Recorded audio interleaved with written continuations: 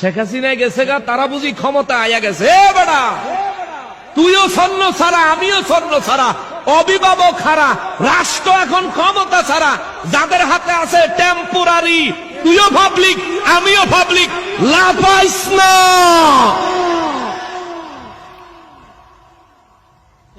লাফাস কা তুই, এত লাফাও কা তুমি? তবে লাফাইয়া একটা বালাকান করছো, তোর একটা ধন্যবাদ, তোরারে ধন্যবাদ যে তোরার আসল চরিত্রটা মানুষের সামনে, তোরারে ক্ষমতা দেওয়ানোর আগেই তোরা মানুষের সামনে নিজেকে আসল চরিত্র দেখাই দিছ। মানুষ এখন বুঝছে তোমরা রাতে ক্ষমতা দিলে মানুষের ঘরে ডুইকা ডাহাতি করবা, কিছু কইতে পারতো না। তোমরা এই কাজের দ্বারা এগুলো প্রমাণ হয়েছে। যে ক্ষমতাবান হবে তার উপর দায়িত্ব আছে। আপনি যদি ক্ষমতাবান হতে চান, আপনি ক্ষমতায় যদি যেতে চান, আপনার উপর দায়িত্ব হলো দেশের হিন্দু, বৌদ্ধ, খ্রিস্টান, ইহুদি, মুসলমান যত ধরনের মানুষ আছে সবার নিরাপত্তা নিশ্চিত করতে হবে।